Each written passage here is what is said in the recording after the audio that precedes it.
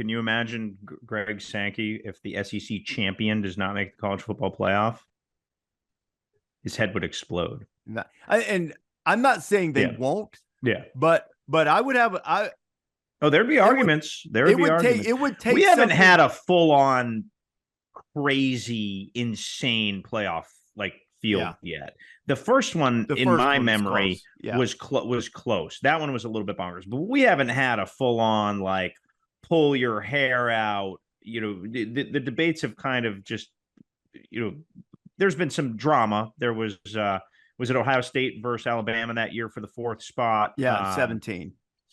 Yeah. So there's been a little bit, but there has not been any knockdown, drag out, committee members getting letters from the watcher at their house type debate. Now, we're due, to be honest. It's been a few years, and historically, that was 15 years ago. You had the 2007 season that everybody references, but I want to be consistent. Even a 2-loss SEC champion with that blowout loss on its resume, I would be inclined against them if no one else has a similar smudge on it. And but I would say it might be mitigated to a degree if, say, like Georgia in 17, although, Georgia didn't have 2 losses, but Georgia avenged its only lost to Auburn in the regular season, then beat them in the SEC championship game. But I would have difficulty with LSU with that big loss on its resume, absent everyone else competing against them having some type of similar smudge. I've been pretty consistent in that with a small field, with a Rece Davis principle. Yeah, with a small field, man, you can lose, but having something like that makes you go, wow, you might step in an empty elevator shaft on the biggest stage. And, I think you have to eliminate as much evidence of that as possible if you're going to be in a 14 field. I've never heard that saying, step in an empty elevator shaft. Yeah, well, you know what happens if you do that? You fall. Correct. No, I know. Really fast. I just had never, I've never heard that. It's sort of like very Wile E. Coyote. Well, I'm a fan. I told you earlier in an earlier podcast, I like the Three Stooges. I like Wile E. Coyote. Falling and smashing his face at the bottom of a cliff. That's fun.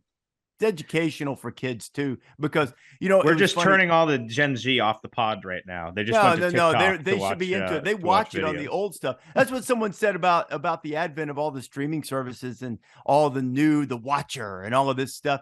He said, I read somebody recently who said, what if everybody decides they just want to watch old Columbo reruns or something? And, and none of this stuff catches on.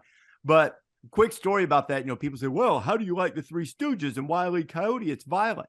When I was a kid, my dad, who was, a tough guy, but a gentle guy, he strong man of faith and all of that, but he loved Dirty Harry movies and, and cowboy shoot 'em ups and all that kind of stuff. And my mom would often say to him, Jerry, how can you watch this? It's so gory. And he would look at her almost incredulously and go, well, it's not real. It's like the guy that Dirty Harry just took a shot at. He got up and they had lunch together after the movie. It's all good. Thanks for watching ESPN on YouTube. For live streaming sports and premium content, subscribe to ESPN+.